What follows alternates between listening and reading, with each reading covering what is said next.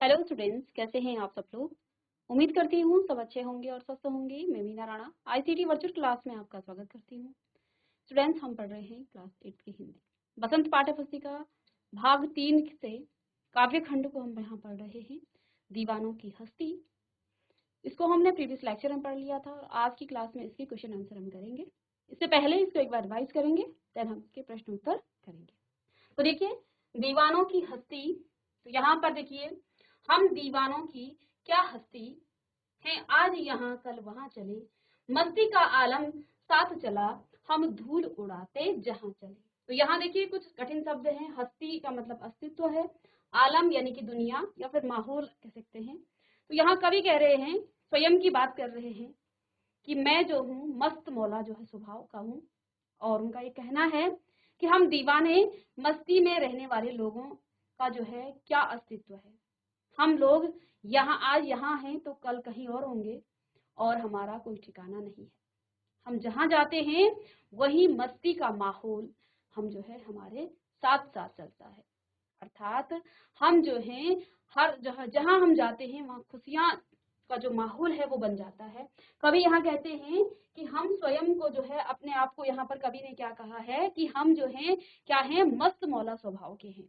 और अपने को ही वो बता रहे हैं कि मैं जो हूँ क्या हूँ, मस्त मौला स्वभाव का हूँ और मैं जहाँ भी जाता हूँ वहां पर जो है एक खुशी का जो माहौल मैं बना देता हूँ और साथ साथ मेरे पीछे पीछे ये माहौल जो है चलता रहता है। हमारा कोई ठिकाना नहीं है। आगे यहाँ कवि ने कहा है कि आए बनकर उल्लास अभी, आंसू बनकर बह चले, अभी सब कहते ही रह गए, अरे तुम कैसे आए, कहाँ चले। इन पंक्तियों में कवि ने कहा है, देखिए उल्लास का मतलब यहाँ खुशी से है कि दीवाने और मस्त मौला लोग जहां भी जाते हैं वहां का जो माहौल है वो कैसा बन जाता है, वो खुशियों से भर जाता है। वो जो माहौल है उस वहां का जो पूरा वातावरण है वो सबको जो है क्या कर देते हैं, खुशियों से भर देते हैं। फिर जब वो उस जगह को छोड़ कर चले जाते हैं और तो उनका जाने का और आने का पता भी नहीं चलता है। और जब वो उस स्थान को छोड़ते हैं तो सब काफी दुखी हो जाते हैं। लोग जो हैं उनके जाने से जो है दुखी हो जाते हैं। लोगों को उनके जाने का पता तक नहीं चलता है तो वो जो है मन में ही अफसोस करते रह जाते हैं। उन्हें पता ही नहीं चलता कि कवि कब आए और कब चले गए। इस प्रकार कवि कह रहे हैं कि एक जगह जो है वो टिक कर रहना उनका स्वभाव नहीं है, यानी कि वे जो हैं एक घुमक्कड़ स्वभाव के हैं। ठीक है ना, उनको घूमते रहना जो है पसंद है। फिर आगे कवि ने क्या कहा है इसके बाद, किस ओर चले यह मत पूछो, चलना है बस इसलिए चले। कवि कहते हैं कि हम किस ओर चले ये आप हमसे मत पूछिए, चलना है बस इसीलिए चले। तो यहाँ कवि ने क्या कहा है, और आगे कहते हैं जग से उसका कुछ लिए चले, जग को अपना कुछ दिए चले। कवि कहते हैं कि मुझसे आप ये प्रश्न मत कीजिए कि कहाँ आप जा रहे हो, और मुझे तो बस चलना है इसलिए मैं चले जा रहा हूँ। मैंने इस दुनिया से कुछ ज्ञान प्राप्त किया है। इस पंक्ति में कवि ने क्या कहा है, जग से उसका, उसका यानी कि जग से उसका कुछ लिए चले, यानी कि संसार से, इस दुनिया से मैंने कुछ ज्ञान प्राप्त किया है। जग से उसका कुछ लिए चले यानी कि कुछ ज्ञान को लेते हुए मैं जा रहा हूँ, जग को अपना कुछ दिए चले, और इसीलिए अब मैं उस ज्ञान को ही बाकी लोगों को देना चाहता हूँ। इसलिए मुझे जो है लगातार चलते रहना होगा ताकि मैं क्या करूँ, उस ज्ञान को फैला सकूं, उस ज्ञान का जो है क्या कर सकूं, विस्तार में कर सकूं। तो यहाँ कवि कहते हैं किस ओर चले यह मत पूछो, कि मुझसे आप ये प्रश्न मत करो कि किस ओर जा रहे हो, कहाँ जा रहे हो। कहाँ जाने का मतलब है कि आपका बस जो है एक आपकी निश्चित क्या है, आपका लक्ष्य है। मेरा कोई लक्ष्य नहीं है, मैं बस चलते जा रहा हूँ, बस चलना है इसलिए चले, क्योंकि मेरा कोई ठिकाना नहीं है। मैं बस, मुझे बस चलना है इसलिए मैं जा रहा हूँ। जग से उसका कुछ लिए चले, और जग से यानी कि दुनिया से मैं जो हूँ कुछ ज्ञान लेकर जा रहा हूँ और जग को अपना कुछ दिए चले। इसलिए मैं चलते, लगातार चलते रहना चाहता हूँ, और चलते चलते जो है जो भी लोग मुझे रास्ते में मिलेंगे उनको मैं वो ज्ञान जो है बांटता जाऊंगा। ठीक है, तो ये है प्रश्न, ये जो आगे की पंक्तियां हैं। तो बात कही तो बात सुनी, कुछ हंसे और फिर कुछ रोए। छक कर सुख दुख के घूंटों को हम एक भाव से पिए चले। छक कर यानी कि मन भर कर। अब यहाँ कवि क्या कह रहे हैं कि दो बात कही दो बात सुनी, कुछ हंसे और फिर कुछ रोए, छक कर सुख दुख के घूंटों को हम एक भाव से पिए चले। इस पंक्ति में कवि ने जो है यहाँ पर क्या कहा है कि वो जहां जाता है लोगों से घुल मिल जाते हैं। दो बात कही तो बात सुनी। अब जब हम कहीं जाते हैं, यदि हम जो है हमारा स्वभाव घुलने और मिलने का ना हो, तो फिर ना तो हम अपनी बात कह पाएंगे और ना ही दूसरे की बात सुन पाएंगे। ठीक है। तो बोलते हैं ना कि इसका इसका जो स्वभाव है ये जो है बड़ा मिलनसार है। इस प्रकार का जो स्वभाव है वो कवि का है। कहते हैं कि मैं जो हूँ मिलनसार सार जो है स्वभाव का हूँ, क्योंकि कुछ दो बात कही दो बात सुनी। मैं मिलजुल कर लोगों के साथ रह जाता हूँ, उनके साथ घुल मिल जाता हूँ, इसलिए दो बात जो है कह भी देता हूँ और दो बात सुन भी लेता हूँ। और जब हम किसी से घुल मिल जाते हैं तो उससे हमारी बहुत सारी बातें होती हैं। कुछ बात हम उनकी सुनते हैं और कुछ अपनी भी बताते हैं। तो यहाँ कवि ने क्या कहा, दो बात कही दो बात सुनी, कुछ हंसे और फिर कुछ रोए, छक कर सुख दुख के घूंटों को हम एक भाव से पिए चले। कवि ने क्या कहा कि फिर हम छक करके जो है एक दूसरे की बातों को, सुख और दुख को हम बांटते चले और एक भाव से जो है हम जो है क्या करते रहे, उनको सुनते चले गए। यानी कि मेरा जो स्वभाव है, कवि कहते हैं कि मैं सुख और दुख में जो हूँ एक जैसा हूँ, मेरा शांत स्वभाव है। ठीक है। तो मैंने जो है सुख और दुख को एक जैसे जो है उसको मान लिया है और उसको सहन करना मैं सीख चुका हूँ। ठीक है। तो यहाँ पर कवि का ये भाव है। आगे कहते हैं, हम भिकमंगों की दुनिया में हम भिकमंगों की दुनिया में स्वच्छंद लुटाकर प्यार चले। स्वच्छंद लुटाकर प्यार चले, हम एक निशानी सी उर पर ले असफलता का भार चले। अब यहाँ स्वच्छंद यानी कि अपनी इच्छा के अनुसार चलने वाला, उर यानी कि हृदय। कभी यहाँ क्या कहते हैं कि इस स्वार्थी दुनिया में लोग जो है भिकमंगों की तरह सबके सामने जो है कुछ ना कुछ मांगते ही रहते हैं, मगर कभी जो है स्वार्थी नहीं है। इसलिए वे स्वार्थी दुनिया पर बिना किसी शर्त के अपना प्यार लुटाते रहे। स्वच्छंद लुटाकर प्यार चले, यानी कि बिना किसी स्वार्थ के जो है कवि ने यहाँ पर दुनिया पर अपना प्यार जो है लुटाया। कहते हैं, हम एक निशानी सी उर पर ले असफलता का भार चले। कभी कहते हैं कि जीवन में मुझे भी जो है कई बार असफलताओं का सामना करना पड़ा, लेकिन मैंने इसका दोष कभी भी किसी दूसरे पर नहीं डाला, क्योंकि हमारा जो स्वभाव है, मनुष्य का जो स्वभाव है, वो क्या करते हैं, अपनी असफलताओं को अक्सर हम दूसरे पर दोषारोपण कर देते हैं कि इसकी वजह से या इस वजह से कुछ ना कुछ हमारी वजह होती है। वो वजह नहीं होती है, बल्कि वो हम किसी दूसरे, चाहे वो कारण है या किसी मनुष्य पर या किसी दूसरे पर हम क्या करते हैं, उसका दोषारोपण करते रहते हैं। कभी क्या कहते हैं, हम एक निशानी सी उर पर ले असफलता का भार चले। मैंने कभी भी किसी दूसरे पर जो है अपनी असफलता का भार या किसी असफलता का दोष नहीं दिया। इस तरह कवि ने स्वार्थी दुनिया को क्या बताया है, स्वार्थी दुनिया को भरपूर प्यार दिया है और अपनी हार का जो भार है वे जो है हमेशा स्वयं ही उठाया है। ठीक है। तो ये था कविता का सार और कविता का भावार्थ।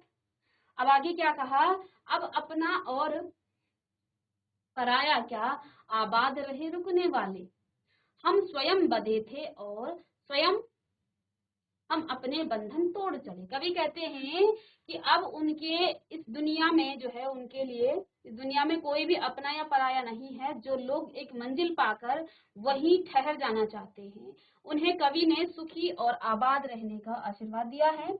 मगर कवि खुद को एक जगह बांध कर नहीं रहना चाहते हैं और उनसे अपने सभी सांसारिक बंधन तोड़ दिए। उन्होंने जो है अपने सारे सांसारिक बंधन तोड़ दिए हैं और अब वो अपने चुने हुए मार्ग पर आगे बढ़ने जा रहे हैं। कौन, कवि। कवि क्या कहता है कि अब इस दुनिया में अपना पराया कोई नहीं है और उन लोगों को वो आशीर्वाद दे रहे हैं जिनको एक मंजिल मिलने के बाद वो वहीं ठहर जाते हैं, यानी कि वो जो है संतुष्ट हो जाते हैं कि बस आगे अब कुछ नहीं करना है। ठीक है। कहते हैं कि मैंने अपने सारे सांसारिक बंधनों को तोड़ दिए हैं। ठीक है। और अब जो है मैं आगे जो है इस मार्ग पर जो है आगे बढ़ते चलते जाना चाहता हूँ। ठीक है, तो ये था प्रश्न, इस कविता का भावार्थ। और अब जैसा कि मैंने आपको बताया कि हम इसके प्रश्न उत्तर करेंगे। ठीक है, लेकिन प्रश्न उत्तर करने से पहले इस पाठ का एक हम थोड़ा सा सार देख लेते हैं। क्या इस पाठ का सार है, क्या हमने यहाँ पर देखा है? तो प्रस्तुत कविता में कवि का मस्त मौला और बेफिक्री का स्वभाव दिखाया गया है। क्या दिखाया गया है? कि कवि एक मस्त मौला स्वभाव के इंसान हैं। उनका जो स्वभाव है वो बेफिक्री का है। क्यों बेफिक्री क्यों है? क्योंकि उन्होंने अपने सारे सांसारिक बंधन तोड़ दिए हैं।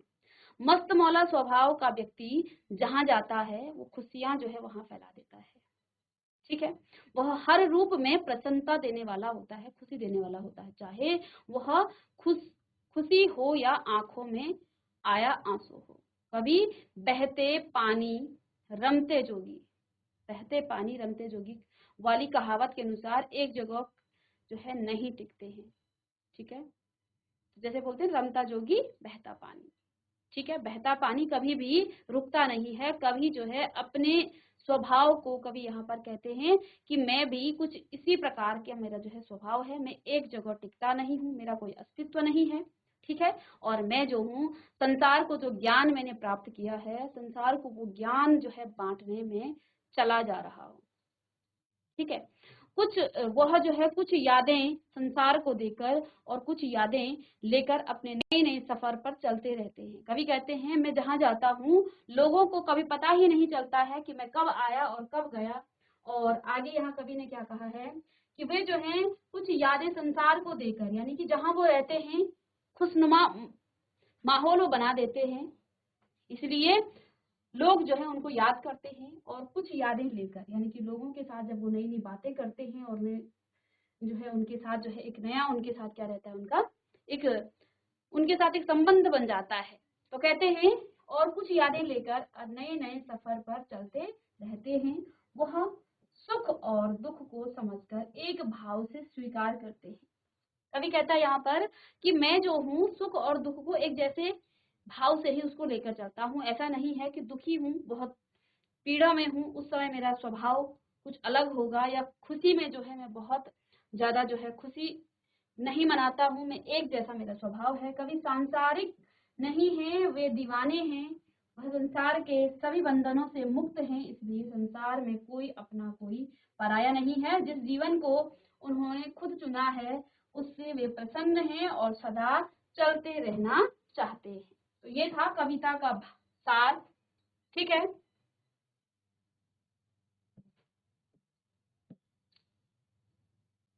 आगे देखें,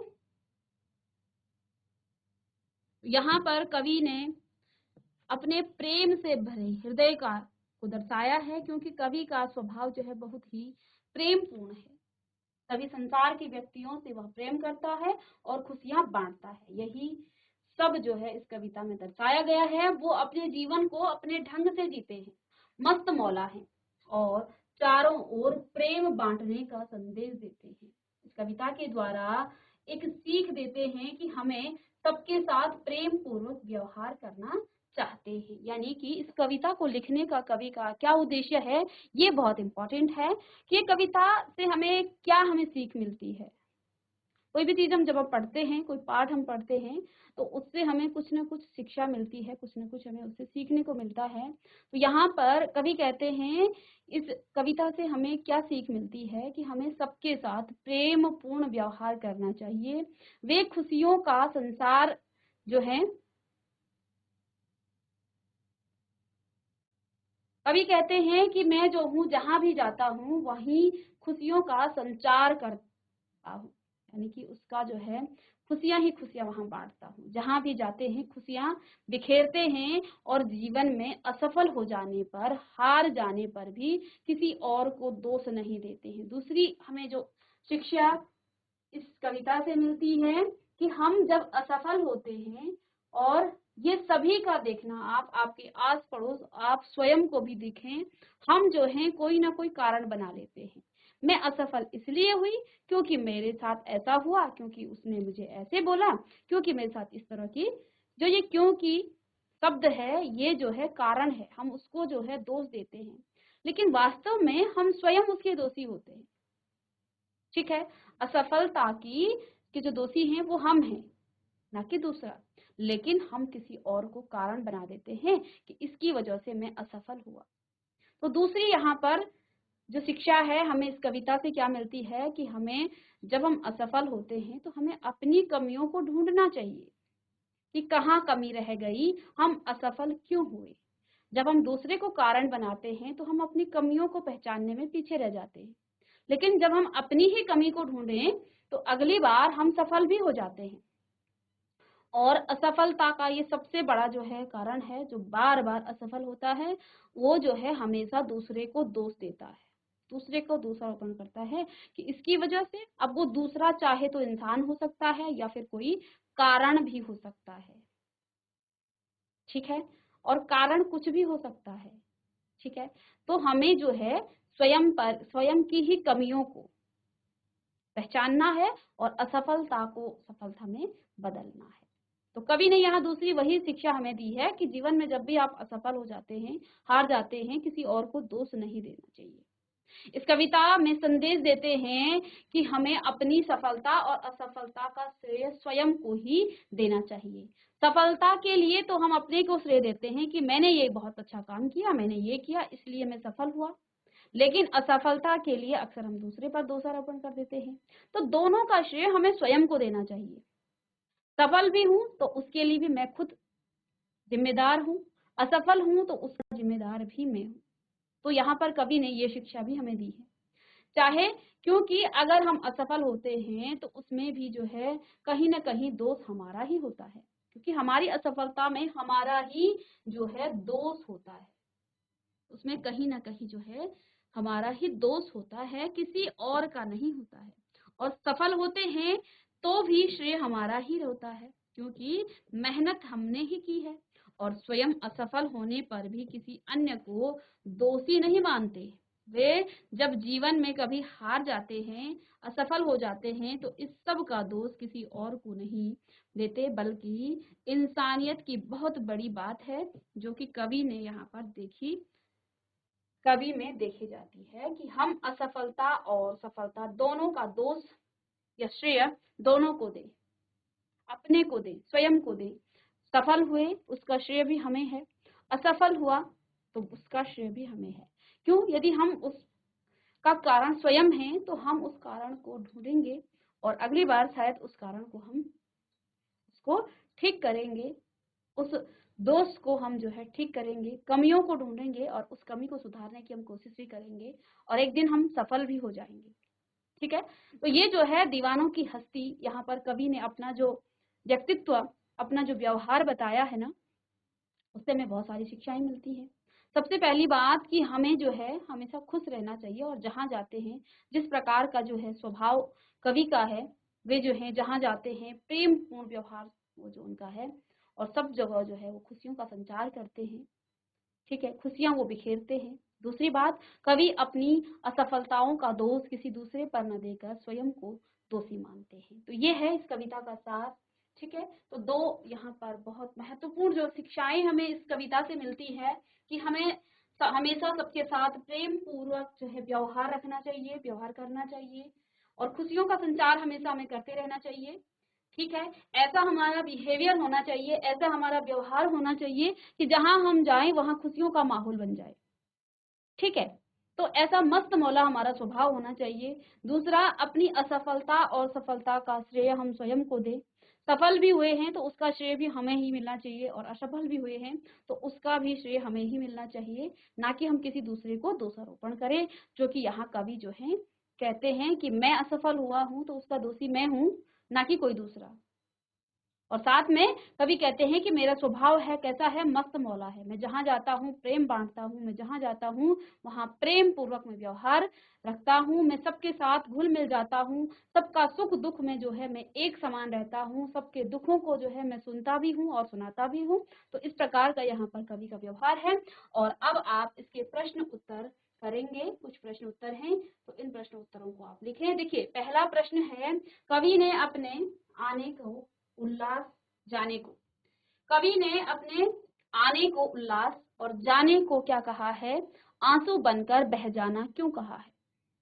पहला ही प्रश्न है, कवि ने अपने आने को उल्लास कहा है कि जब मैं आता हूँ किसी भी स्थान को पर मैं जाता हूँ तो वहां पर उल्लास भरा एक माहौल बन जाता है, वहां मस्ती का माहौल बन जाता है, वहां खुशियों से जो है पूरा वातावरण भर जाता है, क्योंकि मैं लोगों को जो है हंसाता हूँ, लोगों के साथ मस्त मौला जो है, मेरा जो स्वभाव है वो सबके साथ जो है मैं खुशियों का वहां संचार कर देता हूँ।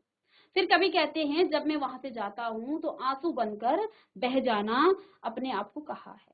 तो इस प्रश्न का उत्तर लिखें कि कवि ने अपने आने को उल्लास इसलिए कहता है क्योंकि जहां भी वह जाता है मस्ती का आलम लेकर जाता है, और जहां लोगों के मन जो है प्रसन्न हो जाते हैं, और जब मस्ती का माहौल बना रहता है तो सभी के मन प्रसन्न हो जाते हैं, खुश हो जाते हैं।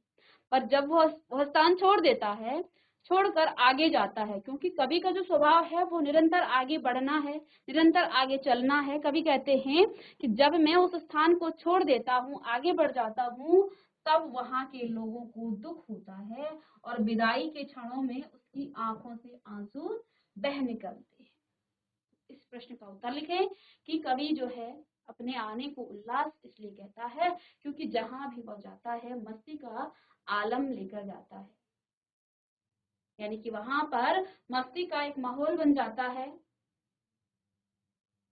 वहां लोगों के मन जो है प्रसन्न हो जाते हैं, और जब वह उस स्थान को छोड़कर आगे जाता है तब उसे वहां के लोगों को जो है उसे तथा वहां के लोगों को, यानी कि कवि को और वहां के लोगों को, क्योंकि उनका जो स्वभाव है वो जो है मिलजुल कर रहने का है।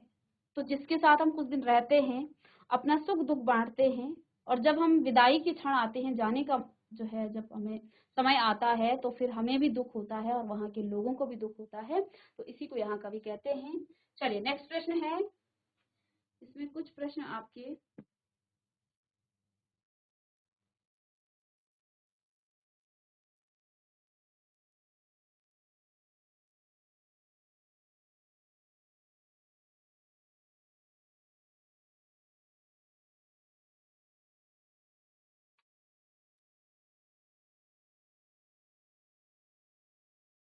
चलिए प्रश्न नंबर 2 है,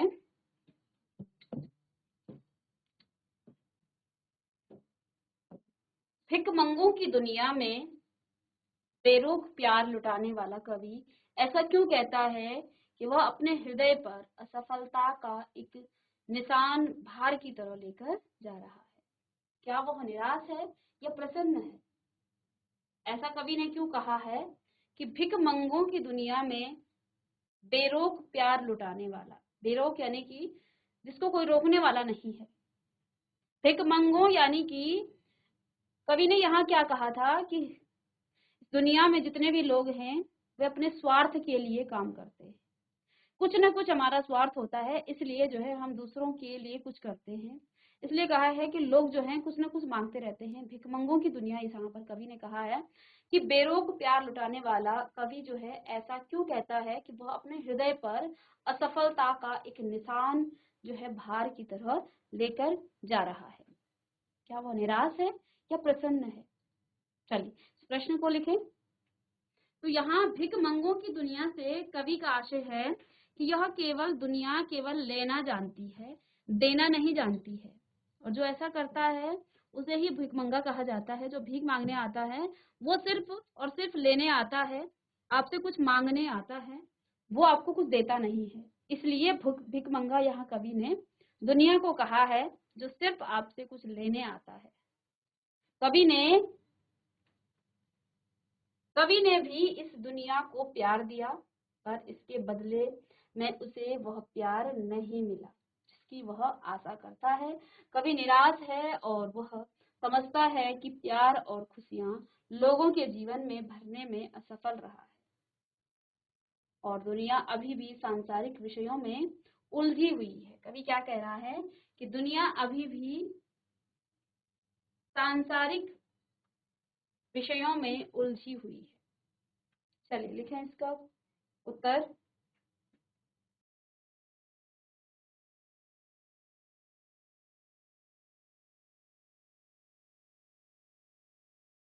चलिए प्रश्न नंबर 3 है,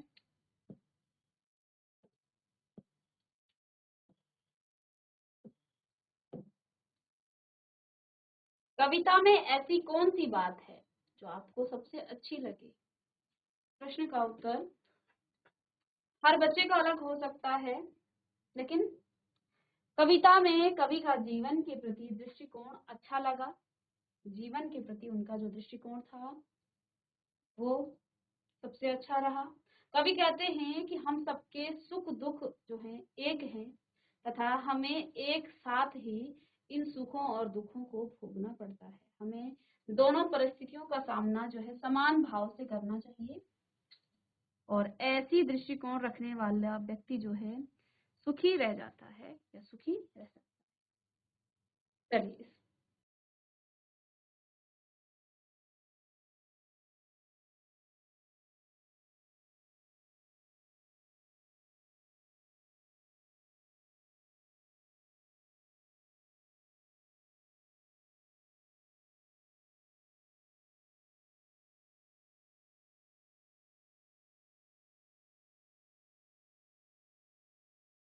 तो देखिए, संतुष्टि के लिए कवि ने छप कर, जी भरकर और खुलकर जैसे शब्दों का प्रयोग किया है। इसी भाव को व्यक्त करने वाले कुछ और शब्द सोचकर लिखें, जैसे हंसकर, गाकर। ठीक है, तो कुछ और प्रश्न यहाँ पर आप लिख लेंगे, जैसे खींच कर, पी कर, मुस्कुरा कर, देकर, मस्त होकर और सराबोर होकर।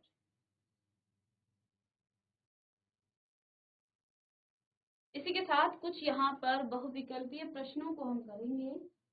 चलिए आप लिखिए अपने।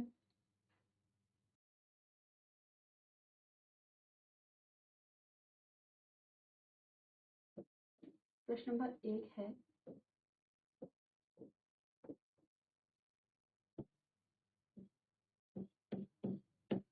दीवानों की हस्ती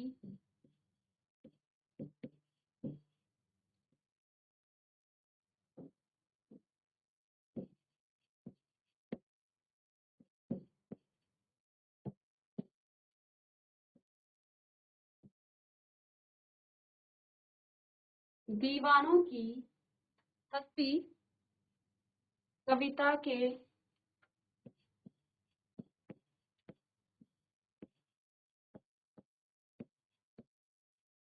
रचयिता।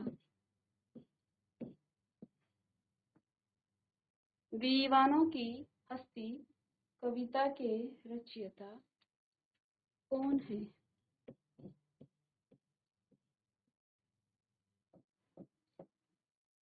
कौन है? पहला प्रश्न।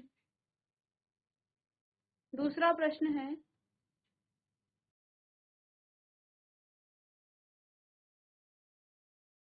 इस कविता में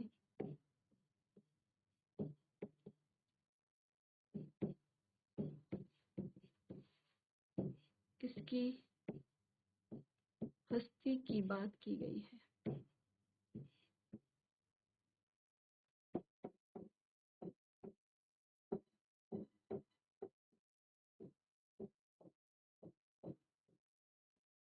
इस कविता में किसकी हस्ती की बात की गई है?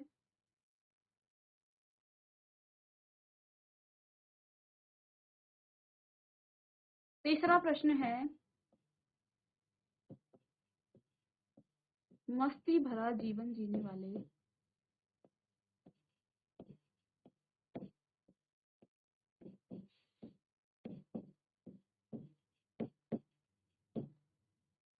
मस्ती भरे जीवन या मस्ती भरा जीवन जीने वाले लोगों के बीच क्या बन जाते हैं?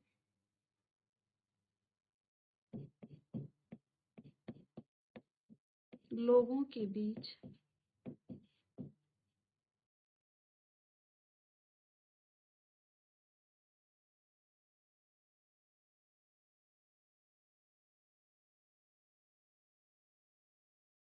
तीसरा प्रश्न। चौथा प्रश्न लिखें।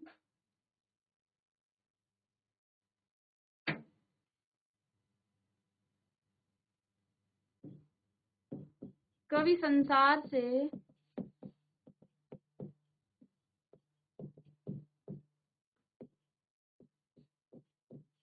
कैसा भाव रखते थे? कवि संसार से कैसा भाव रखते थे?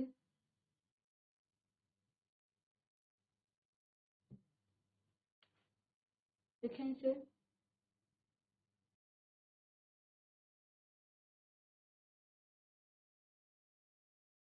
समास आप पढ़ चुके हैं।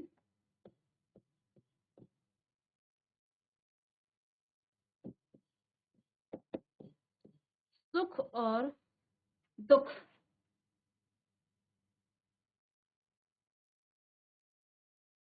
में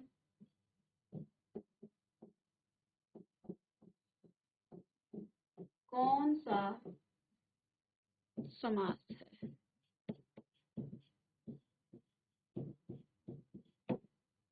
सुख और दुख में कौन सा समास है? ठीक है, ये 5 प्रश्न करेंगे आप और एक